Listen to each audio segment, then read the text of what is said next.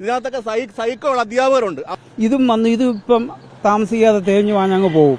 ഒരു ആൺകുട്ടിയെ ഇവിടെ മരിച്ചു, ഇത് കൊലപാതകമാണ്. ഇതിനകത്തൊക്കെ സൈക്കോ അധ്യാപകരുണ്ട്. അവരെ ആദ്യം പിടികൂടണം, മനസ്സിലായോ? എനിക്കൊരു പെങ്കുഞ്ഞുള്ളതാ, പ്രതികരിക്കാൻ ആരുമില്ല. രണ്ടാമത്തെ മരണമല്ലേ ഇത്. അപ്പോൾ അതുകൊണ്ട് കർശനമായിട്ട് നാട്ടുകാരും പൊതുപ്രവർത്തകരും പോലീസും ഉൾപ്പെടെ ഇടപെട്ടിട്ട് ഇത് കണ്ണീരാ, ഒരു പിതാവിന്റെ കണ്ണീരാ ഇത്.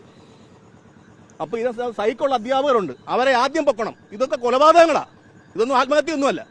അത് 100% മാനസികമായിട്ടുള്ള സംഘർഷം ഈ കുട്ടികൾക്ക് വരുന്നത്, കുട്ടികൾ വീടുകളിൽ നിന്നും അകന്ന് ഒറ്റപ്പെട്ട് ഇവിടെ താമസിക്കുമ്പോൾ അവരെ ഇവിടുത്തെ ടീച്ചേഴ്സ് രക്ഷകർത്താക്കളുടെ സ്ഥാനത്ത് നിന്ന് അവരെ സംരക്ഷിക്കേണ്ട ചുമതല ഇവിടുത്തെ അധ്യാപകർക്കും പ്രിൻസിപ്പാളിനും ഉള്ളതാണ്.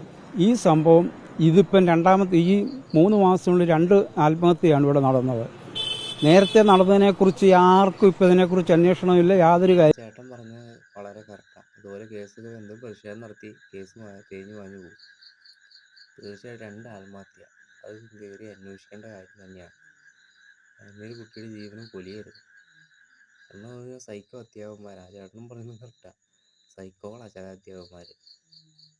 ഈ നമ്മളൊക്കെ വീട്ടിൽ ഈ മാടുകളൊക്കെ പശുവിനൊക്കെ തല്ലി വളർത്തുന്നവരൊക്കെയാണ് കുട്ടികളെ കാണുന്നത്. അവിടെ കേസസ് ഉണ്ടായിട്ടുണ്ട്. ഒക്കെ എന്നാൽ പോലും ഇത്ര വർഷം ഭരിക്കുന്ന ശിവൻകുട്ടി സാറൊക്കെ ഇതൊക്കെ ഒരുപാട് കാര്യങ്ങൾ പുള്ളി ചെയ്തിട്ടുണ്ട്. ടൂർ പോകാൻ പാടുള്ള കുറേ നിയമങ്ങൾ, പോക്സോ കേസുകാർ സർവീസിൽ നിന്ന് പിരിച്ചുവിടും അധ്യാപകരെ. അങ്ങനെയൊക്കെയുള്ള ആളൊക്കെ അങ്ങനെയുള്ള ആളൊക്കെ നിയമങ്ങൾ സംവിധാനം ചെയ്ത വ്യക്തിയല്ലേ. എന്തിനാണ് ഇങ്ങനെയുള്ള സംഭവങ്ങൾക്ക് കാര്യം കണ്ണടയ്ക്കുന്നത്? ഇനിയൊരു കുട്ടിയുടെ ജീവനും പൊലിയാൻ പാടില്ല. ഒരു അധ്യാപകരും, കാരണം അധ്യാപകർ തല്ലണ്ടെന്ന് പറയുന്നില്ല, തല്ലേണ്ടത് തന്നെയാണ്. എന്നും കരുതിയ ഒരാളെ മാനസികമായി ടോർച്ചർ ചെയ്ത് തല്ലുന്ന ആ പരിപാടി, അവമാനിക്കുന്ന പരിപാടി അത്ര നല്ലതല്ല.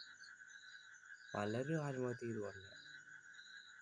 ഞങ്ങൾ ഇപ്പോഴത്തെ കിഡ്സിനൊക്കെ ആണെങ്കിൽ ഒന്നാമത് തന്നെ മനോബലം തീരെ കുറവാണ്.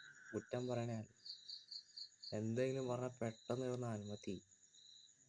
അപ്പം നമുക്ക് അതുകൊണ്ട് ഇതൊക്കെ ഒന്ന് തീർച്ചയായിട്ടും ഇപ്പോഴത്തെ കുട്ടികൾക്ക് വേണ്ടി നല്ല കൗൺസിലിങ്, നല്ല അധ്യാപകർ, അധ്യാപകർക്കെതിരെയും എന്തെങ്കിലുമൊക്കെ ഒരു പരാതി ഉണ്ടെങ്കിൽ തീർച്ചയായിട്ടും അത് നടപടിയെടുക്കാനുള്ള സംവിധാനം ഉണ്ടാകും. പ്രിൻസിപ്പാളിന് കേൾക്കുമ്പോൾ തന്നെ അറിയാലോ, നമുക്ക് ഏറ്റവും കൂടുതൽ പഠിക്കുന്ന കാലത്ത് ഏറ്റവും കൂടുതൽ തെറി പറഞ്ഞിട്ടുള്ളതും രീതിയിലുള്ള പ്രിൻസിപ്പാളിന് തന്നെയാണ്.